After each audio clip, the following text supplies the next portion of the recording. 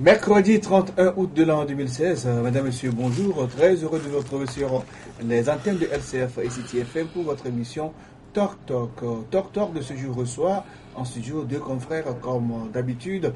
Le premier comme nom, Germain Pouli. Il est le patron du journal Togo Réveil. Bonjour Germain. Bonjour Junior et bonjour à tous les téléspectateurs. Alors, en face de Germain ce matin, on a Maxime Demeigny, il est le numéro 2 du journal alternatif, il est le directeur de la rédaction. Bonjour Maxime. Oui, bonjour Junior, bonjour à tous les téléspectateurs. Alors, et auditeurs de City FM. Ok.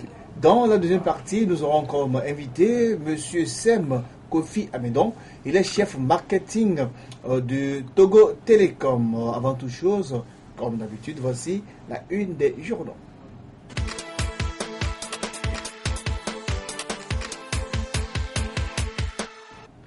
La une des journaux de ce mercredi 31 août 2016, nous démarrons par Le Messager. Le Messager titre à sa une J-40, le sommet de Lomé sur la sécurité et la sûreté maritime, les réglages des plus grands au détail. Participation des jeunes au développement, Victoire Toméga Doubé a lancé les forats régionaux. Fonction publique diagnostic des problèmes pour une meilleure gestion des ressources humaines. Dans les cas également ce mercredi, le libéral de Fabrice Pédiessi. Le sommet extraordinaire de l'UA sur la sécurité et la sûreté maritime au cœur de la troisième réunion du Haut Conseil pour la mer. Gabon, résultat de la présidentielle, les suspens demeurent. Et chef de l'APG et responsabilité de l'opposition, Jean-Pierre Favre, plaide non coupable. Le quotidien privé Liberté dans l'Écosse ce matin, il titre rapport du PNUD sur le développement humain en Afrique 2016. Le Togo passe du 167e au 162e rang mondial, mais végète parmi les pays à faible développement humain.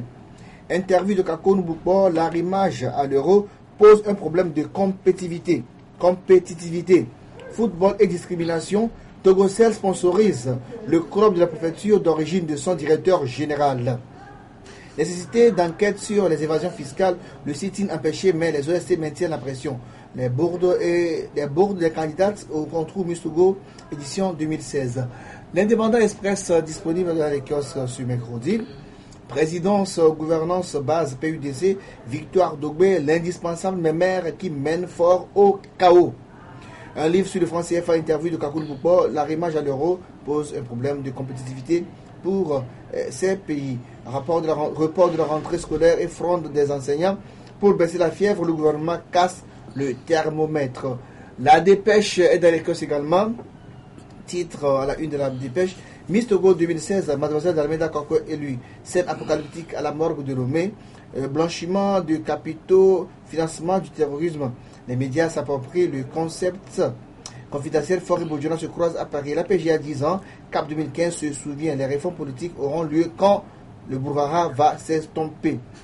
Dans les cas également, nous avons Golf Info. Golf Info donc qui titre à sa une ce mercredi. Togo, situation socio-économique dure comme un cajou. Togo, problématique de financement des entreprises privées. Assurer un meilleur financement bancaire des entreprises. Togo matin dans les kiosques à la une de Togo du matin. Élections locales et décentralisation. Chantier inachevé et abandonné. Dossier grippe aviaire, ce qu'il faut savoir. L'équipe sportive qui a 10 ans.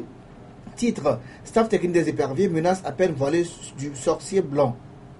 Éliminatoire CAN 2017, Togo, Djibouti, Malapa en repérage, Tolisso, fausse piste, liste complète des joueurs convoqués. Et enfin, l'alternative dans les kiosques qui titre, scandale d'évasion fiscale, les Israéliens du phosphate carbonaté togolais, cité dans les Panama Papers, au cœur d'un deal phosphate contre protection militaire. Politique et affaires, Gilles-Christ Olympio et Barry Moussa Barké, deux papis businessmen en Inde pour un projet de sucrerie. Fin du séjour de Blaise Compaoré à Lomé. Eh bien, c'est tout pour aujourd'hui pour la une des journaux. Le jingle est derrière la première partie de l'émission.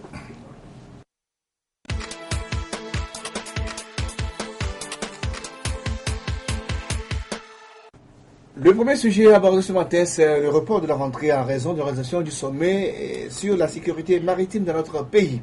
Dans un communiqué publié sur les médias publics, dans la soirée du 29 août dernier, le gouvernement togolais annonce le report de la rentrée scolaire 2016-2017, initialement prévu le lundi 26 septembre au lundi 17 octobre 2016 pour tous les ordres d'enseignement et sur toute l'étendue du territoire national.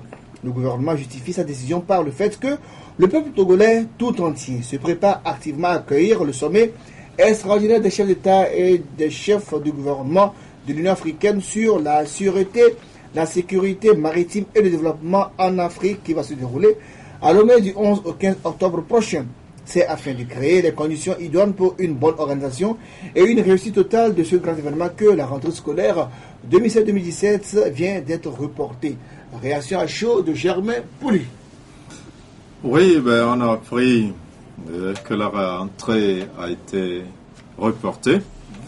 Et les raisons évoquées, c'est le sommet maritime. Et puis plus haut dans le communiqué, le gouvernement s'est félicité donc du bon déroulement de l'année scolaire 2015-2016.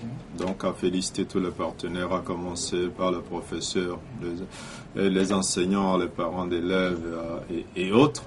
Alors on a cru comprendre que c'est dans l'esprit donc de pouvoir assurer une année aussi paisible que celle qui est écoulée, que le gouvernement a décidé ce report. Et c'est vrai que quand on évoque le sommet, on se demande si l'organisation d'un sommet à lui seul justifie le report d'une rentrée.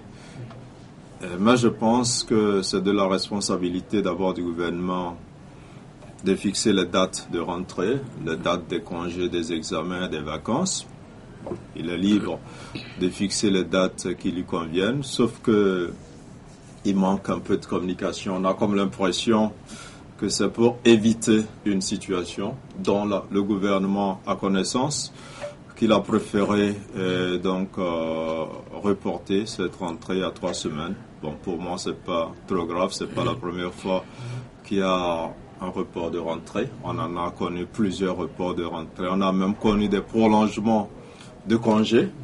Donc, pour les raisons à chaque fois où le gouvernement estime que c'est nécessaire. Donc, l'essentiel, c'est que ce temps-là soit mis à profit pour les derniers réglages, pour éviter ce qu'on voudrait peut-être éviter donc au mois de septembre, et donc à partir du 17 octobre, qui est la nouvelle date de la rentrée, que les choses se déroulent bien. Alors, la même question à Marcel Dominier, votre réaction sur donc la décision du gouvernement de reporter la rentrée scolaire 2016-2017 au 17 octobre au lieu du 26 septembre initialement prévu.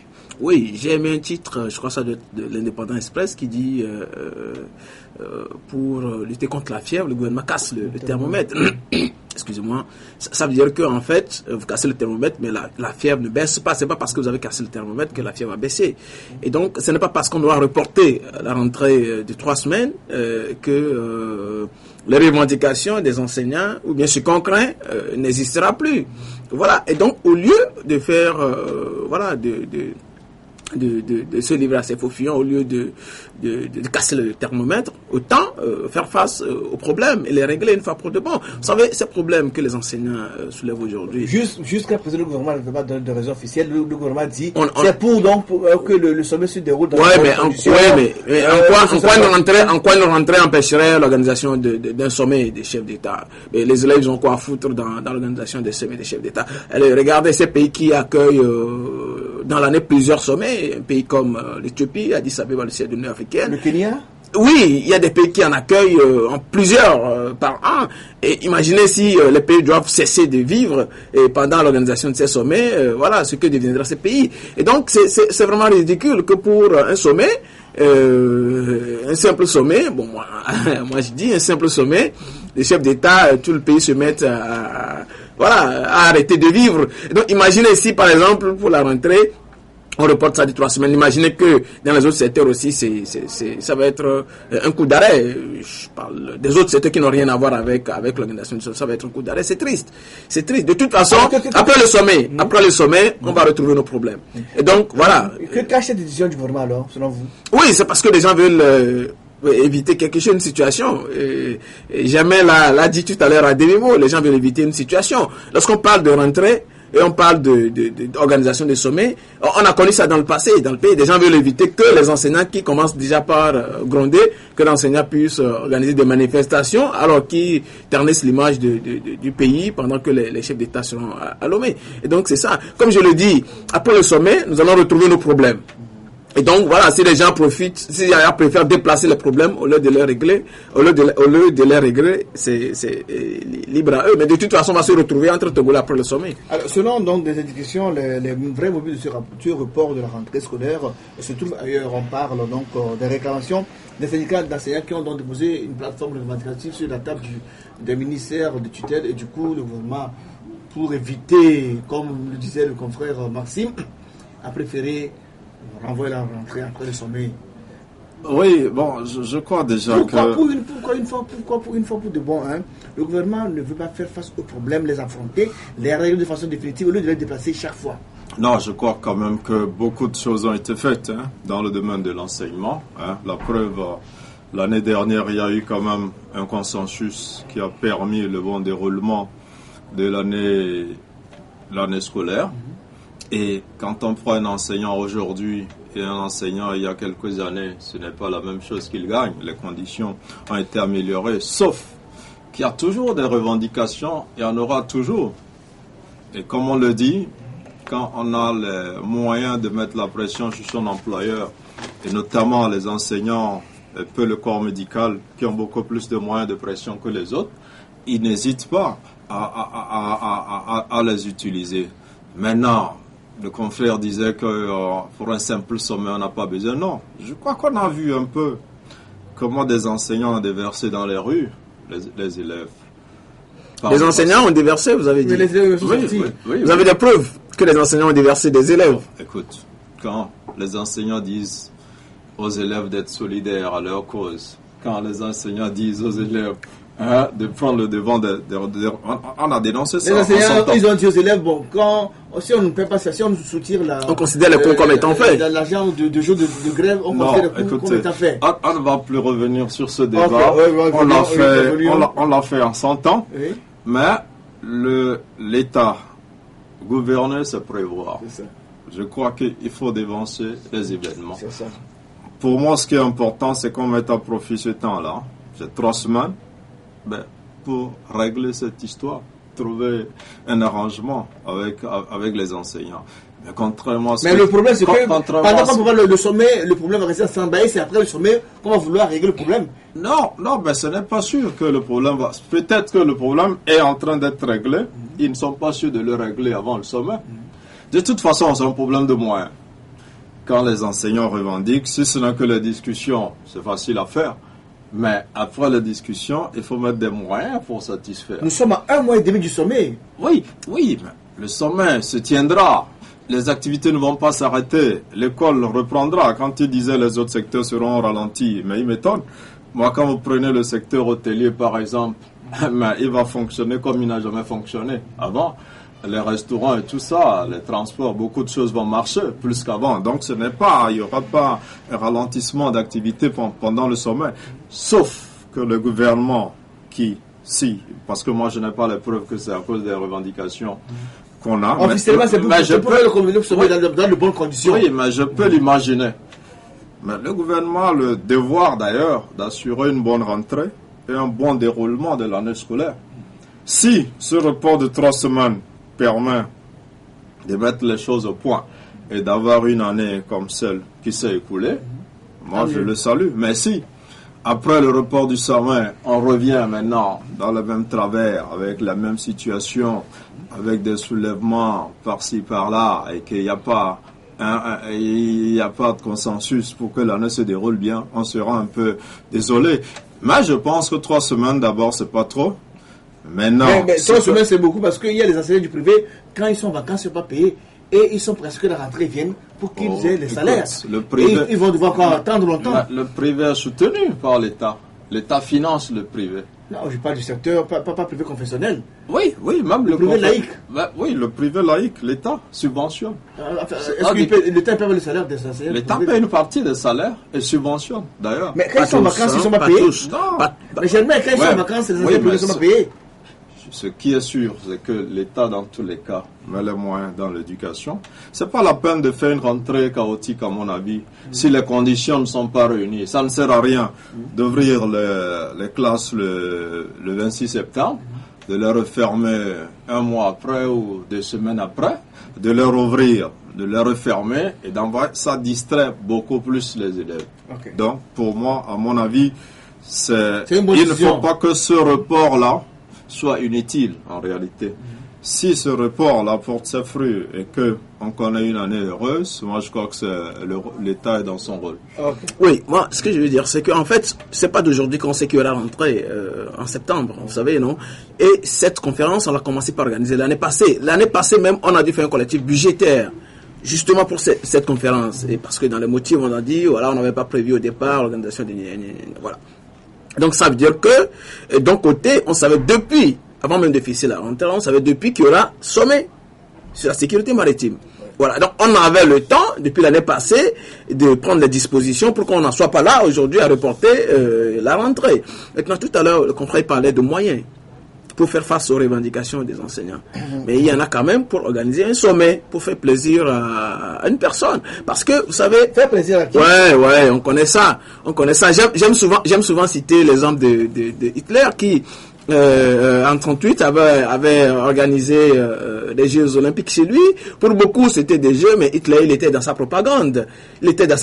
Aujourd'hui, c'est clair que, voilà, ces Jeux qui ont été organisés en Allemagne, du temps de Hitler, étaient des Jeux organisés par Hitler pour faire de la propagande, pour montrer la grandeur de l'Allemagne, ainsi de suite. Un an après, il a déclaré la Deuxième Guerre mondiale. Donc, on sait que ce sommet, ça ne profitera qu'à une personne et à son image. En fait, c'est ce qu'il est en train de rechercher. Maintenant, on a trouvé des moyens pour ça. Vous savez, l'année passée, comme je l'ai dit tout à l'heure, ils ont dû faire un collectif budgétaire. Ça veut dire qu'on a prévu un budget pour l'année.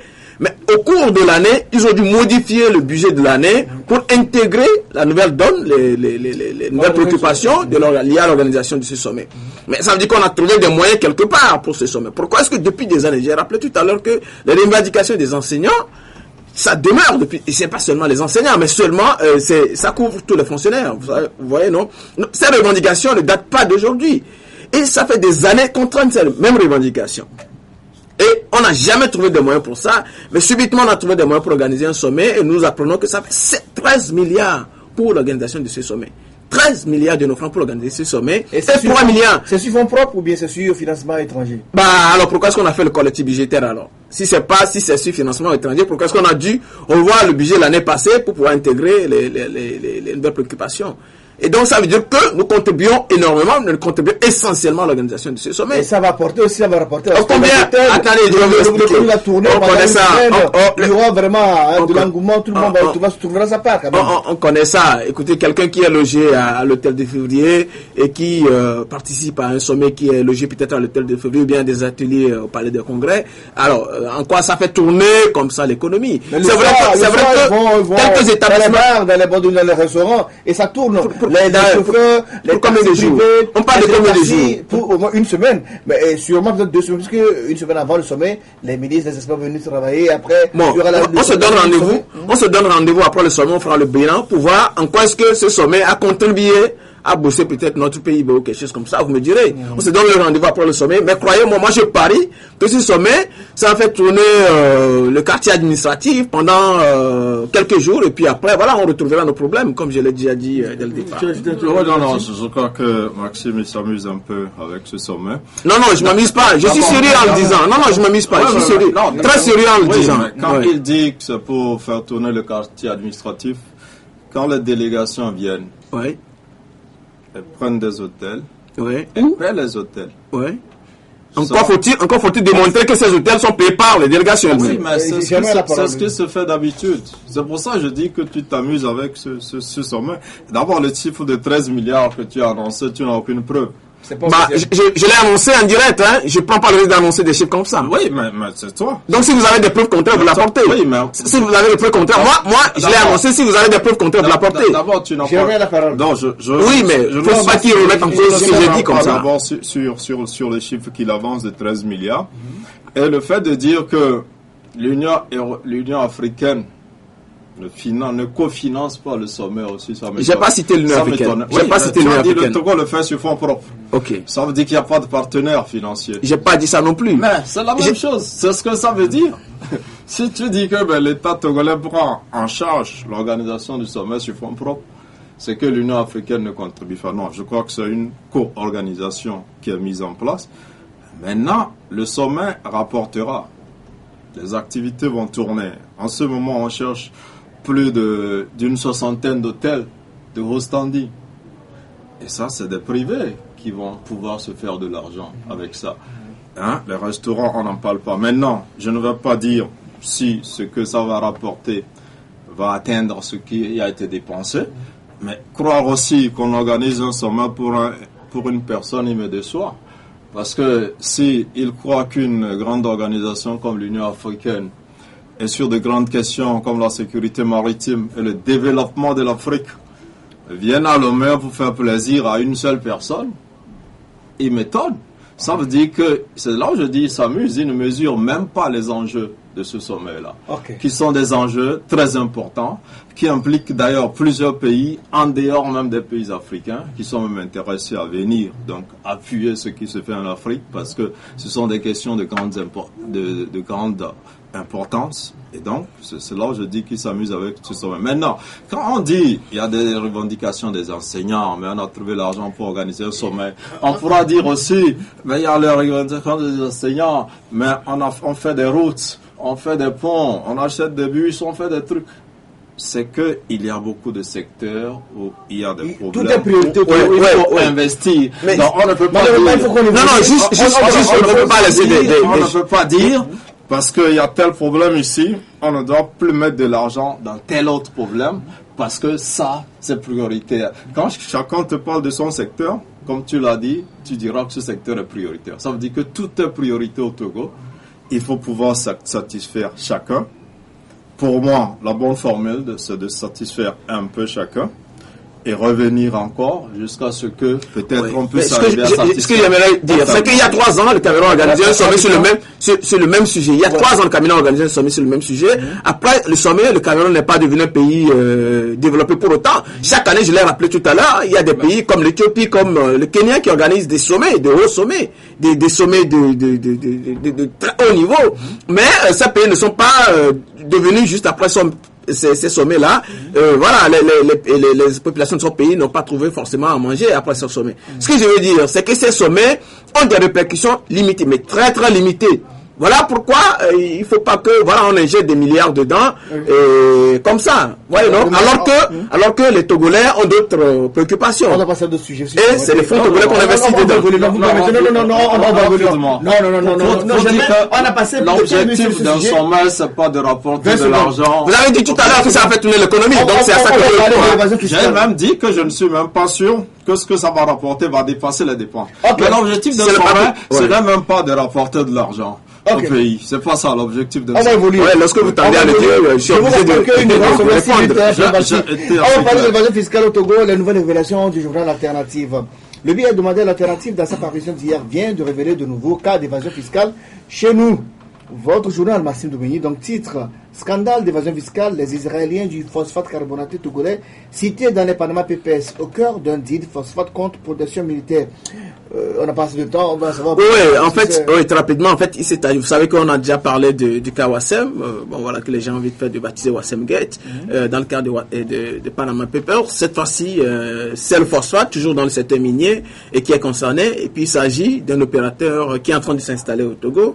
Il s'agit du groupe Lenito, ceux qui sont en tête dans l'attribution du marché d'exploitation du phosphate carbonaté. Le phosphate carbonaté, c'est un autre type de phosphate qui sera exploité dans la même zone que le phosphate meuble, le phosphate qu'on exploite actuellement. Plus de 2 milliards de tonnes de gisements. Donc, ça va être, selon les prévisions, le plus gros chantier, bien le plus gros, la plus grosse exploitation de phosphate en Afrique subsaharienne, dès que ça va commencer.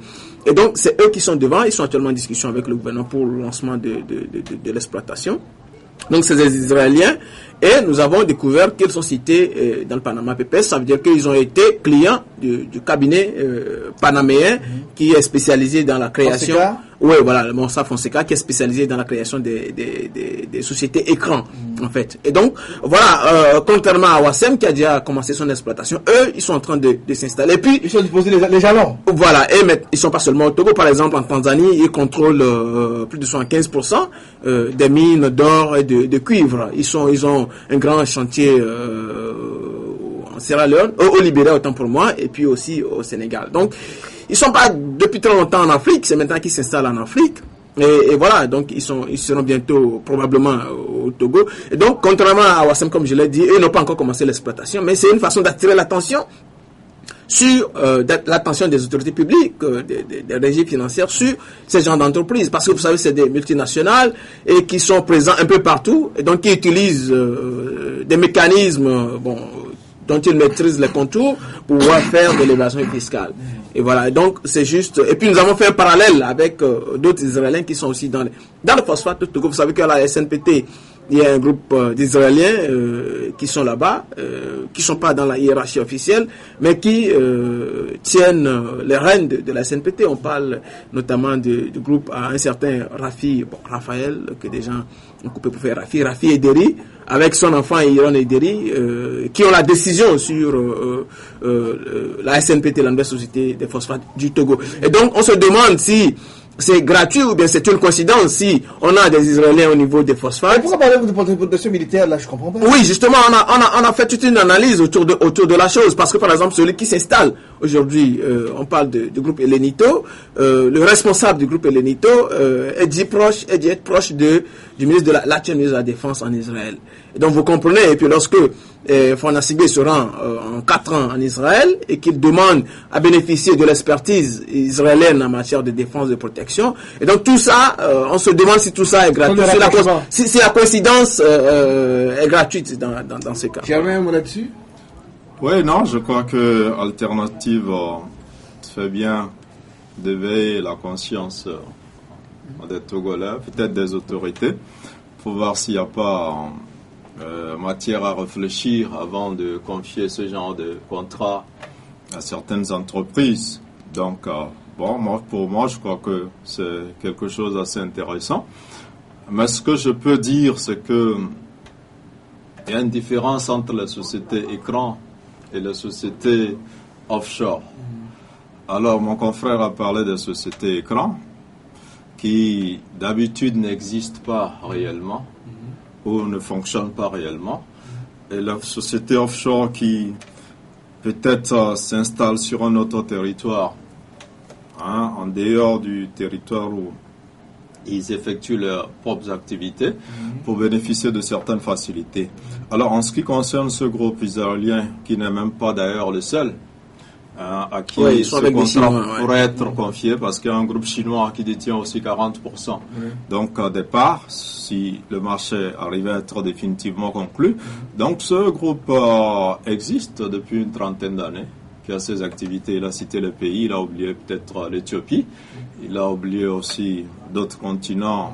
Ils ne sont pas seulement en Afrique, ils sont en Europe de l'Est. En Amérique, voilà. Mais j'ai dit qu'ils sont en Afrique depuis quelques années seulement, ils ne sont pas depuis longtemps en Afrique. C'est quand même une structure qui a une expertise, qui a même un statut de leader dans le domaine des minéraux, du gaz et d'autres domaines encore. Et je crois quand même que nous sommes sur un projet important qui va probablement, s'il se conclut, pouvoir apporter beaucoup à l'État togolais, parce que c'est de gros investissements. On parle déjà de plus de 700 milliards que les groupes chinois et israéliens devront injecter dans l'exploitation de ce phosphate dans l'exploitation et la transformation de ce phosphate carbonaté. Et donc, je crois que maintenant, il y a des partenaires qui accompagnent le Togo dans ce genre de contrat et donc qui vont probablement suivre de près, voir la crédibilité de ces sociétés-là. Oui, juste un détail, juste ajouter que en fait, le groupe, tout à l'heure j'ai parlé de sociétés écrans, sociétés offshore. C'est vrai que les sociétés offshore, sociétés qui sont installées dans un autre pays ou différent de celui dans lequel ils font les activités. Mais souvent, comment ça se passe? Il y a des sociétés écrans qui sont créées en intermédiaire entre les deux, et c'est ça qui permet de dissimuler en fait les transactions. Maintenant, on va pas revenir sur les transactions des trucs de l'évasion fiscale, mais juste ajouter que les Israéliens, ils existaient, oui, depuis des années, mais les sociétés qui sont en Afrique, les sociétés qui sont actives en Afrique aujourd'hui, n'existent pas depuis des années. Elles sont récentes. On va dire un mot sur la présidentielle au Gabon. 4 jours après le vote, toujours pas de résultat. Et la tension monte, la tension atteint son niveau le plus extrême. Hein, attention, oui. il y a un problème là. Oui, parlons du Gabon par exemple. Vous savez, c'est une honte qu'un pays de 1 million et quelques centaines de milliers d'habitants, avec un électorat évalué à quelques 600 000 personnes, ne puisse pas, depuis 4 jours, donner des résultats. Et nous apprenons que jusqu'à hier, ils avaient les résultats de plusieurs régions. Il n'y a qu'une seule région, la région d'origine de Bongo, Ali Bongo. De Bongo, dans la capitale de Franceville, c'est la seule région parce que jusque-là, le président sortant, il est battu. Et donc, tout le monde, se demande pourquoi est-ce que sur sa région pour sa région est depuis hier, justement, la population de sa région a subitement changé. Même sur Wikipédia, tout ça, on a vu que les gens sont venus modifier la population, la taille de la population de la région. On veut gonfler les chiffres. Gonfler la population pour pouvoir rattraper le retard sur son opposant. En tout cas, en Afrique, lorsque vous êtes président, vous organisez une élection et que vous avez du mal à proclamer les résultats, on sait ce que ça veut dire. J'aimerais rapidement un mot sur le Gabon.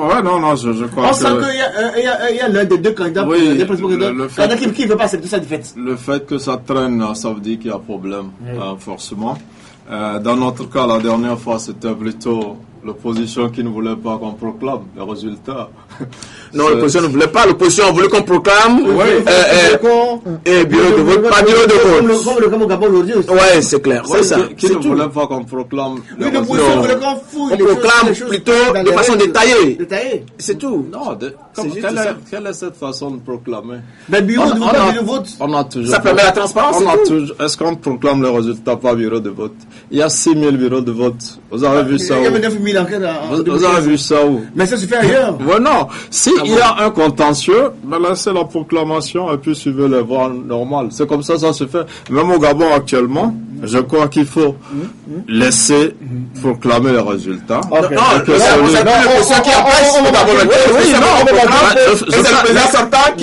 C'est ce que je dis. C'est la même chose. C'est ce que je dirais à l'opposition ici, laisser proclamer. C'est ce que je dirais à Ali Bongo, si c'est lui qui retient encore les résultats, mais qu'il laisse proclamer les résultats et qu'il suive les voies normales pour revendiquer. Derrière la pause, l'invité, on va recevoir tout à l'heure M. Sem Kofi et Amédon. Il est chef marketing de Togo Telecom.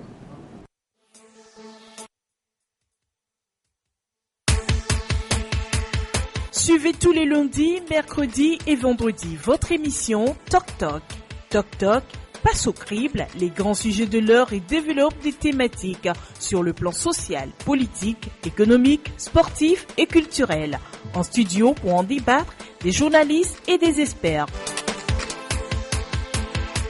Rediffusion la nuit à 22h30.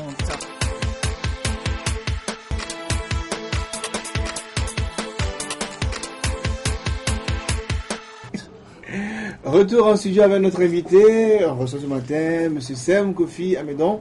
Il est le chef marketing de Togo Telecom. Bonjour M. Amédon. Oui, bonjour. Ça fait plaisir de vous retrouver sur le plateau de LCF. Bienvenue dans Toc Toc. Ok. C'est un plaisir pour nous aussi d'être là, justement pour répondre à des questions brûlantes de l'heure.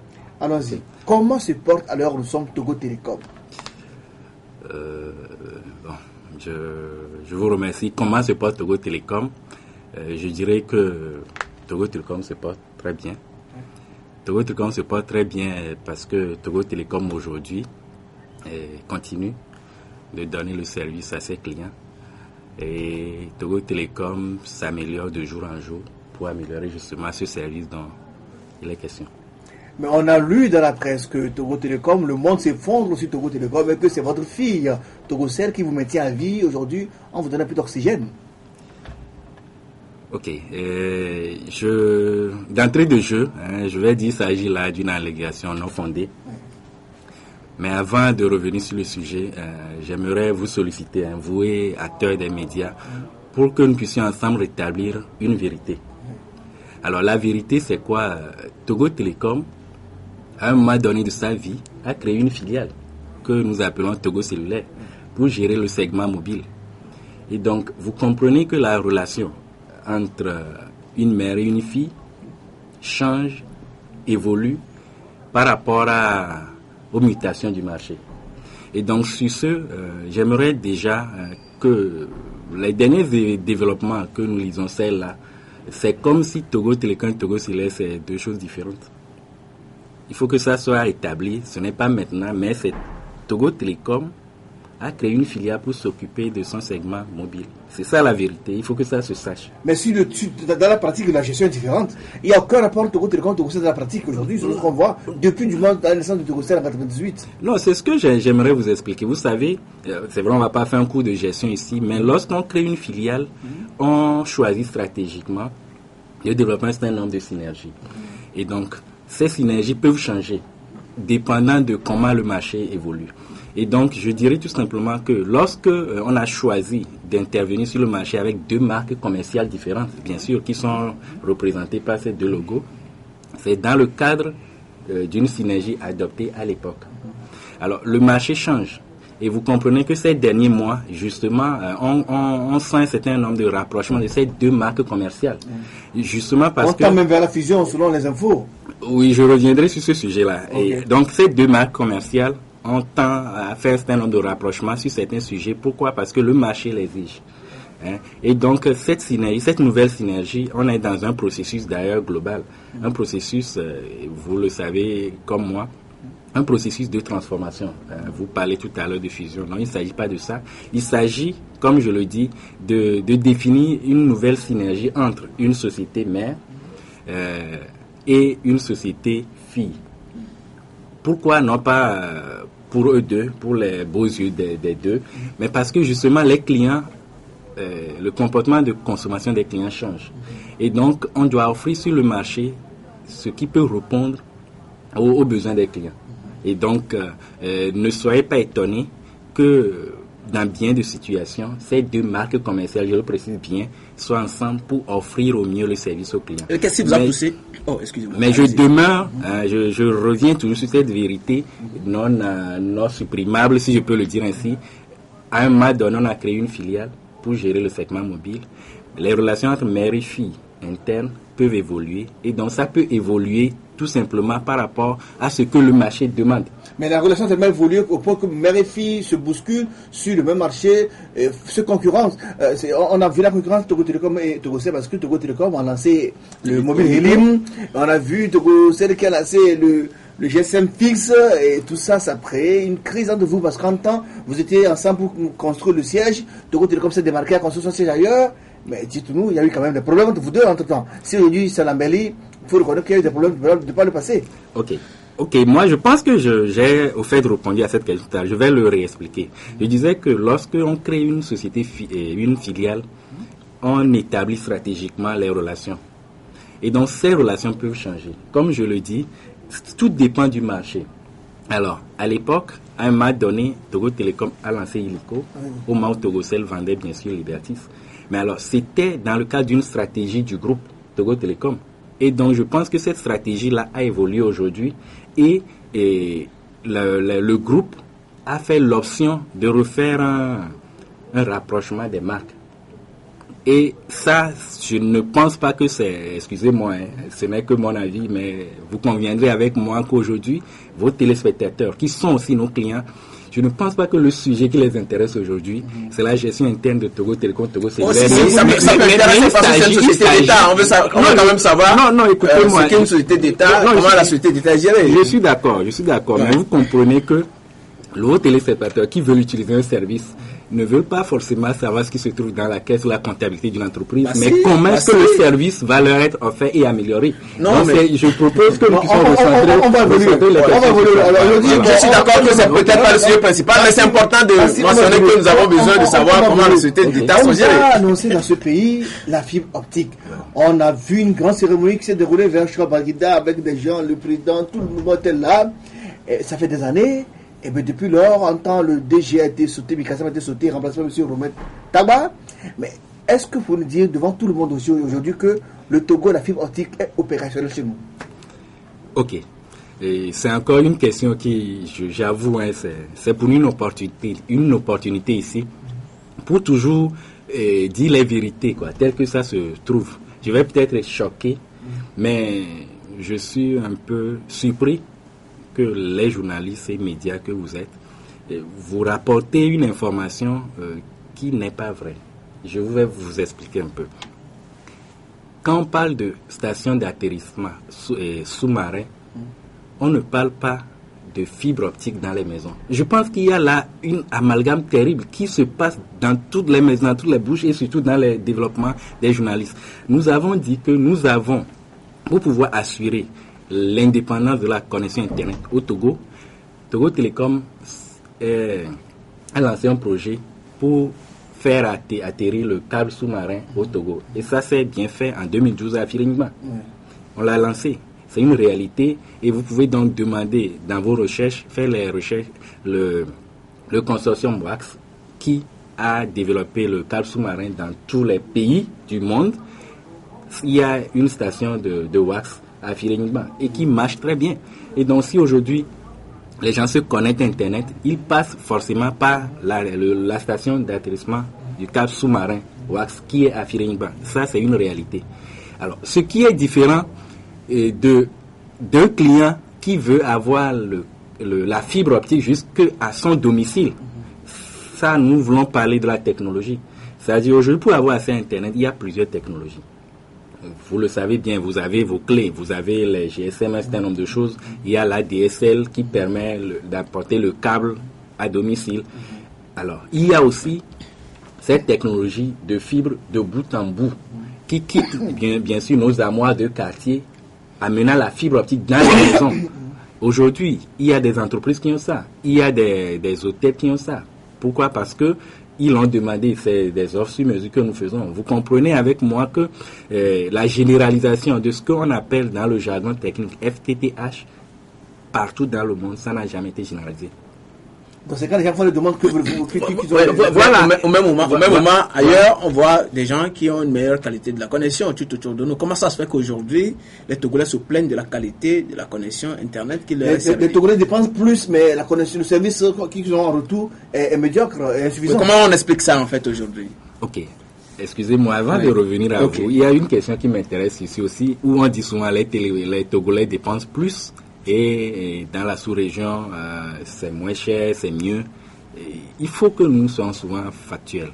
C'est-à-dire que nous sommes dans le domaine commercial et nous, on ne peut pas intervenir sur un marché sans utiliser les meilleures pratiques qui sont tout autour de nous. Et donc, aujourd'hui, j'aimerais revenir sur nos offres pour pouvoir établir le fait que au Togo, la connexion n'est pas plus chère ni au Bénin, ni à Ouaga, ni à Accra. Alors, je prends un exemple. Je prends l'exemple de Accra qui est bien cité. Aujourd'hui, pour avoir une offre d'entrée de gamme, avoir une connexion à domicile à Accra, il faut payer, on a fait les conversions, quelque chose comme 13 700 et quelques. C'est l'offre d'entrée. Au Togo. C'est le bas de gamme. C'est le bas de gamme. Et au Togo, nous l'avons à 15 000 francs aussi par mois. Mais ça veut dire 2000 francs de différence. Non, c'est ce que je veux dire. Alors que le Ghana, les gens sont bien payés. Non, le prix de vie est plus élevé qu'ici. Non, écoutez-moi, je veux juste dire que voilà le cas du Ghana qui est cité partout comme si c'est... on est...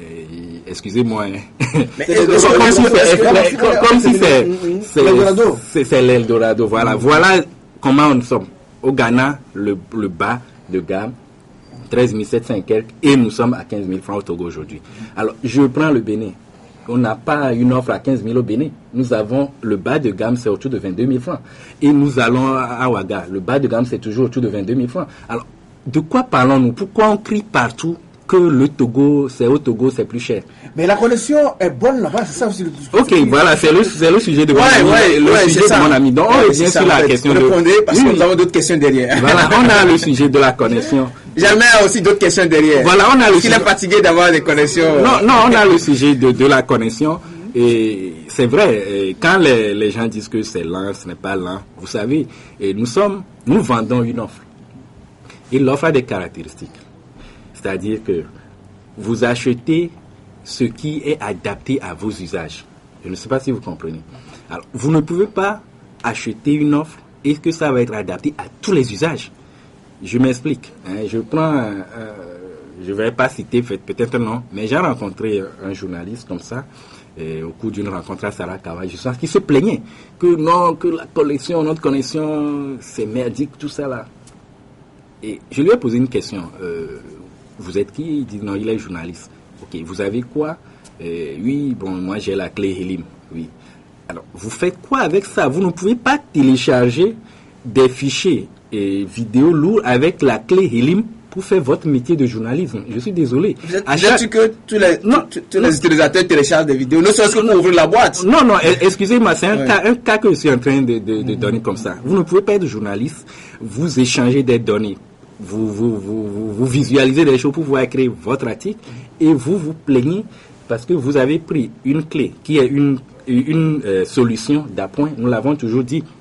Et une clé, que ce soit 3G de n'importe qui, une clé 3G existe pour justement faire une connexion d'appoint. Lorsque on veut utiliser la connexion Internet pour des usages professionnels, on prend de la liaison Internet câblée. Et ça, je pense que les entreprises l'ont compris, et je sais aussi que les journalistes qui l'ont expérimenté l'ont compris. Il faut prendre l'outil ou le moyen de communication qui s'adapte à votre usage. Parlant de qualité, je suis désolé, je vous prie, si vous faites la visite dans ces villes-là, c'est-à-dire Bénin, Cotonou, Ouaga, Dakar surtout, la connexion vraiment très bonne à Dakar. Je l'ai expérimenté. Ok, je suis d'accord. Expérimentez-le et s'il vous plaît,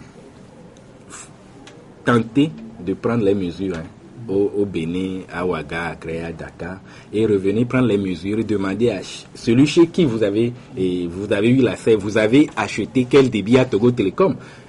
On ne peut pas acheter 1 méga et crier partout que je n'ai pas eu 4 mégas. Et je suis désolé d'intervenir. Chez vos bureaux, on a vu que la connexion est bonne chez vous. Non, même pas tout le temps, parce que parfois vous appelez, vous tombez sur les réceptionnistes, là, ils vous disent, eux-mêmes, ils n'ont pas la connexion pour vous aider. Donc aujourd'hui, ce qu'on les réceptionnistes... Bah oui, plusieurs fois, moi-même, ça m'est arrivé.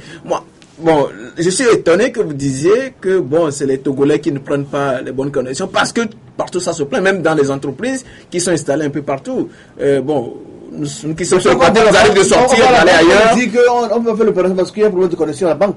Ça arrive dans les banques. Et les gens n'arrivent pas à ouvrir la boîte. Ne serait-ce que pour ouvrir la boîte. Ne serait-ce que ça. Non, je pense que tu as aussi posé une question et c'est l'opportunité pour moi. Voilà, c'est l'opportunité pour moi d'expliquer un fait. C'est-à-dire, lorsque vous allez à un guichet de banque et on vous dit qu'il n'y a pas la connexion, vous savez, ce n'est pas une connexion Internet là. C'est-à-dire, les banques c'est des réseaux. Vous comprenez? Et donc, ils sont obligés de s'interconnecter. Et donc, ils prennent souvent des liaisons, nous l'appelons liaisons spécialisées point à point, qui prennent, oui, chez nous, mais ils prennent aussi chez des concurrents. Ça, ils prennent même à l'étranger, je pense qu'on a pris. Ok. Maintenant, ces banques, il n'y a pas que la connexion, la liaison entre leurs 2 points qui est forcément mise en cause lorsque leur guichet ne marche pas. Il s'agit des applications qui tournent sur ce réseau-là. Et alors, si ces applications ont des soucis, il ne peut pas vous l'expliquer. Mais la seule chose qu'il peut vous dire, c'est que la connexion ne marche pas. J'aimerais juste que le mot là, la connexion ne marche pas, ne puisse pas vous renvoyer systématiquement à la connexion Internet. C'est-à-dire, ils n'arrivent pas à s'interconnecter à leur serveur pour vous servir. Et donc, je pense que c'est important de le dire. Togo Telecom, c'est vrai, accompagne ces banques pour que il y ait la disponibilité autant que faire se peut, mais même si ce réseau est disponible, il peut arriver que le guichetier ne puisse pas forcément vous donner le service parce que c'est des applications qui tournent. Et les applications, bon, nous le savons tous, peuvent à un moment donné bugger. Oui, maintenant, est-ce que vous, à votre niveau, est-ce que vous nous attestez aujourd'hui que si on prend une clé Togo Telecom, on peut, ne serait-ce que ouvrir nos boîtes sans souci aujourd'hui, sans connaître des problèmes parce que, justement, c'est ça, les premières, les plaintes sont liées d'abord à ça. Les gens n'arrivent pas. Moi, j'ai suivi un cas hier où un ami m'a envoyé son journal. C'est le patron de Maxime par PDF. Et il a attendu plus de 5 heures, ça ne marchait pas parce qu'il se connaissait avec... même avant de télécharger, ne serait-ce que ouvrir la boîte. Ne serait-ce que ça d'abord, vous le faites parfois, vous suivez... Ok. Et donc si... Bon voilà, allez-y, on vous laisse répondre. Voilà, et au fait, je vends de la technologie et donc pour ça, je ne sais pas gérer sur la technologie. Mais je vais vous expliquer un peu comment ça fonctionne, la technologie. Alors, comme je vous l'ai dit, il y a plusieurs moyens de se connecter à Internet. Alors, lorsque nous prenons le cas des clés, les clés Helium Nomad, comme vous le dites, la clé se connecte à Internet en ayant accès à l'antenne qui le gère, l'antenne qui le gère. Et donc, comme nous avons toujours eu à le dire, nous vendons une solution dont la connexion est partagée et nous vendons une solution dont la connexion est filaire et non partagée. Donc, lorsqu'il vous arrive que vous prenez la clé et que ça n'arrive pas à donner le débit qu'il faut, il y a deux choses.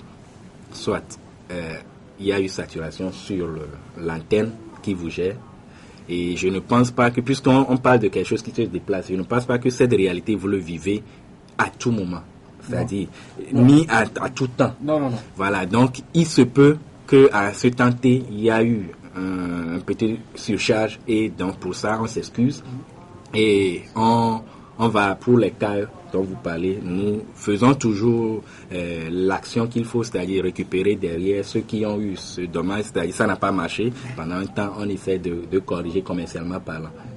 Mais je ne peux pas dire aujourd'hui, quand vous prenez une clé 3G et une clé Helium Nomad, que ça ne va pas vaciller parce qu'il y a les intempéries qui peuvent intervenir aussi. Donc je ne peux pas... mais ce dont on parle, ce n'est pas seulement les clés. Bon, voilà. On comprend que vous excusez que ça ne va pas marcher à tous les coups.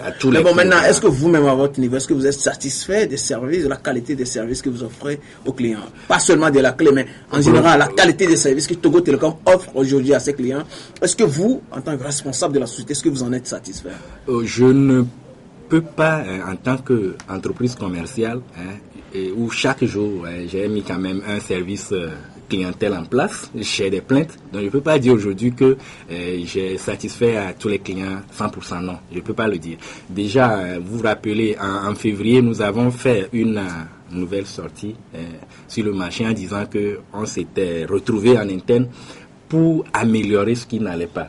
Okay. On n'a pas fini d'améliorer, certes, mais on est venu, nous pensons que depuis cette année, nous avons amélioré considérablement tous nos segments de services. Mais on n'a pas fini les travaux. On l'avait annoncé que nous avons entrepris d'améliorer notre cœur IP, c'est-à-dire ce qui nous transporte vers l'international. C'est un point où cette amélioration, si ça s'est finalisé, nous allons tous le ressentir. Nous avons eu à faire quoi? Les câbles qui traînaient un peu en ville, on a eu à redresser ces câbles-là pour que la qualité revienne, c'est-à-dire pour que les lignes ne tombent pas souvent en dérangement et que les gens appellent le 119. Alors, nous sommes dans un processus, comme je le dis, c'est un vaste chantier, mais un chantier qui ne peut pas finir tout simplement parce que les usages changent. Donc nous nous adaptons aux usages pour pouvoir contenir justement les clients, toujours améliorer jour après jour. Donc par rapport à votre question, est-ce que Togo Telecom est satisfait des services qu'il offre à ses clients? Non, Togo Telecom prend conscience qu'il y a à faire. Okay. Mais Togo Telecom continue les efforts, les développe et nous souhaitons que vous, acteurs des médias et autres, de temps en temps, vous puissiez quand même faire le point sur les évolutions, les améliorations constatées, pour que ça ne soit pas toujours du black. Mais vous ne communiquez pas, Togo Telecom ne communique pas. Mais pourquoi ne pas réunir la presse fréquemment, faire des conférences de presse périodiques, par exemple, une fois par mois? On a vu à l'époque avec Togo Électricité qui faisait ça et du coup, les populations étaient informées. Pourquoi Togo Telecom ne fait jamais de conférences de presse, ne communique pas, ne va pas sur le plateau comme on le fait aujourd'hui pour expliquer la situation aux populations? Ok, bon, déjà le Telecom est là aujourd'hui, il va s'en défendre. Voilà, déjà en février, nous avons eu à faire ce que vous dites. Nous sommes en septembre. Non, je suis d'accord. Bon, c'est le dernier mois du 12, donc demain c'est septembre. Alors. Voilà, donc je disais qu'en février, nous avons eu à regrouper la presse pour pouvoir leur montrer non seulement ce qui est déjà fait et les perspectives. Alors nous nous apprêtons aussi encore à faire le chemin depuis février, le chemin que nous avons eu à faire. Nous apprêtons à encore le restituer, mais nous demandons à vous, nos clients, et à vous, acteurs des médias, de pouvoir être nos témoins, c'est-à-dire les témoins de ces évolutions-là, pour que aussi ces évolutions soient partagées comme les non-services et les plaintes se partagent. Il faut que les évolutions aussi soient partagées ensemble. Mais comme vous l'avez dit, prochainement, nous allons encore faire ces rencontres-là pour partager les évolutions qui ont eu lieu, les améliorations constatées pour le bien de nos clients. Germain. Oui, alors les confrères ont posé la plupart des questions et ont pris donc en compte mes préoccupations les plus importantes. Mais parlons de la mutualisation des moyens avec TogoCell. Voilà. Est-ce qu'elle est déjà effective? Si elle ne l'est pas, à quelle date vous espérez commencer? Et puis que devient Illico? Parce que c'était un téléphone portable assez moins cher quand même par rapport à votre filiale. Est-ce que c'est pour TogoCell que vous ne distribuez plus Illico? Même les cartes de recharge Illico, c'est difficile de le trouver aujourd'hui. Que se passe-t-il avec Illico? Ok. D'accord. Par rapport à la mutualisation des moyens, je dirais que je l'ai dit au début, nous sommes dans le processus de transformation, comme je le dis. Et c'est un processus qui est enclenché depuis. Et donc, il y a plusieurs volets. Donc, les volets sont entamés. Et donc, comme je disais, nous avons côté commercial, ce que je maîtrise le mieux, côté commercial, nous préparons à travailler toujours avec le rapprochement de ces deux marques commerciales-là. Donc, maintenant, techniquement, c'est vrai, la mutualisation a commencé. Et d'ailleurs, les fruits se voient depuis décembre. Vous voyez que la 3G est très bien améliorée. Et depuis décembre jusqu'à maintenant, on ne connaît que des améliorations. Bon, ça m'étonne que voilà des sujets que des clients savent et que vous ne remontez pas suffisamment dans les médias. C'est-à-dire, c'est vrai que si quelque chose ne marche pas, c'est bien de le dire. Alors, ce qu'il y a eu amélioration, relayer aussi les ça. Les médias ne s'intéressent qu'à l'extraordinaire et les médias n'aiment pas ce qu'il y a. Lorsque le train est en retard, c'est ce qui intéresse les médias, comme on dit. Mais de l'autre côté, moi j'ai une petite question. Okay. Les cartes d'Illico, oui, c'est ça. Oui, ils sont devenus Illico. Ok, justement, toujours dans cette mutualisation, nous avons annoncé depuis avril que le réseau de distribution de Togo Télécom est basculé sur le réseau de distribution de Togo Cellulaire. Alors ça veut dire quoi? Ça veut dire qu'aujourd'hui, partout où on vend les crédits Togo Cellulaire, on vend les crédits Illico. On devrait vendre. Voilà, on devrait vendre. Voilà, c'est une belle question. On devrait vendre les crédits Illico. C'est-à-dire les vendeurs motorisés qui vont vendre au point de vente, ils ont les deux produits dans la main, donc ils vendent aussi à ces points de vente-là. Alors, pour établir un peu les faits, quand vous allez à un point de vente, il dit que lui n'a pas Illico, il y a deux choses. Soit il n'a pas voulu vendre Illico, ou alors Illico est fini. La question de pénurie s'explique par là, parce qu'aujourd'hui, le crédit Illico est bien disponible, les recharges Illico sont disponibles et commercialisés par les vendeurs. Mais se font rares sur le terrain, c'est ça, on ne comprend pas. Oui, mais pourquoi tu ne prends pas d'initiative pour que ce soit vraiment facilité, que les gens aient vraiment assez facilement? Oui, ce que je veux dire, les initiatives au fait qu'on peut prendre dans la distribution, c'est quoi? C'est chercher des partenaires, que les partenaires revendent les crédits. Alors les partenaires aujourd'hui qui revendent les crédits sur tout le territoire, tous les partenaires TogoCell sont les partenaires Togo Télécom. Mais des fois, ces partenaires ne sont pas intéressés par le produit Togo Télécom. Voilà, justement. Vous trouvez une solution intermédiaire pour que nous, les consommateurs, nous soyons satisfaits. Pourquoi pas créer des kiosques Togo Télécom spécifiques où on va acheter les recharges Illico? Ok, c'est un point d'amélioration que je note et que nous allons prendre ça en considération. Merci, j'ai une question importante. Dans les pays à l'étranger, on voit que les week-ends, surtout les dimanches, la communication est gratuite parce que souvent c'est gratuit les dimanches. Les frais et des fois même les frais sont diminués. Au Togo, on ne voit pas le cas, on ne voit pas ça avec Togo Télécom. C'est quoi le problème en fait? Est-ce que vous voulez vraiment trop manger, vous êtes glouton à la limite à Togo Télécom? Ok. Bon, vous avez donné globalement des cas comme ça, mais comme je le disais au début, moi j'aime souvent être factuel. Je vais vous donner un cas précis du Ghana. Et pour vous dire que tout ce qui se fait dans le cadre d'une stratégie globale. Bon, le Ghana que j'ai expérimenté la dernière fois, c'est quoi? C'est que quand vous rechargez du crédit, c'est parce que vous avez rechargé. Et par rapport à ce que vous avez rechargé, c'est ce qu'on vous donne le week-end. Et ici, qu'est-ce que vous faites ici? Non, c'est ce que je veux vous expliquer. Vous voyez que le fait de dire le week-end, la communication est gratuite, ce n'est pas le cas. Alors, ce n'est pas gratuit parce que vous l'avez prépayé en semaine. Je ne sais pas si vous voyez. Non, et aussi, dans le cas du benchmarking marketing, nous, on ne voit pas seulement le prix, on voit l'offre. L'offre, c'est quoi? C'est toutes les conditionnalités. C'est-à-dire, c'est vrai, quelqu'un vous dira, oh, bon, moi, j'appelle j'appelle le week-end gratuitement. Mais il ne va pas vous dire qu'au fait, pour pouvoir le faire, il a dû recharger de lundi à vendredi.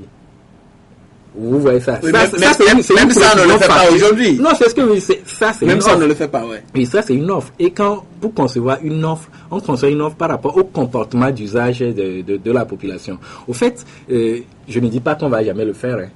Mais il se fait qu'on ne fait pas une offre comme ça pour le faire. C'est pour que les gens le consomment.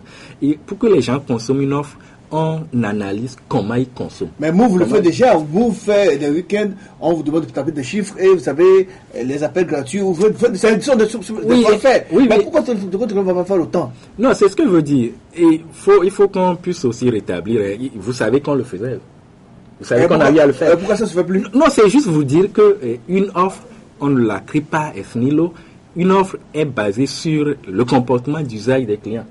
Alors, chaque fois, ça changera. Et comme je dis pas qu'on va plus le faire. On le refera et si ça rentre un peu. Le besoin se fait sentir. Voilà, ça rentre dans la stratégie globale et que le besoin se fait sentir. Vous voyez. Dans le tout, j'aimerais préciser vraiment ça.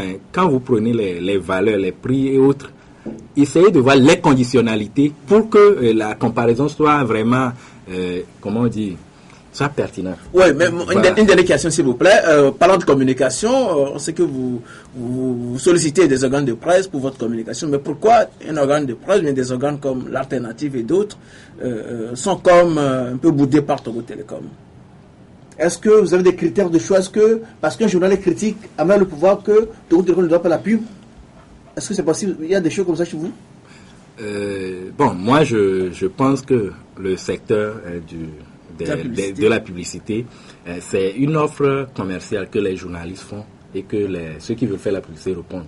Alors, lorsqu'on choisit quelqu'un ou lorsque quelqu'un nous envoie un courrier, on l'analyse et on l'utilise. Alors, moi, je n'ai pas de liste noire ni liste rouge à mon niveau ou au niveau Togo Télécom.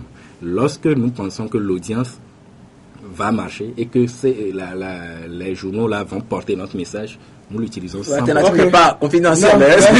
Merci à monsieur Amedon. Bien crédible.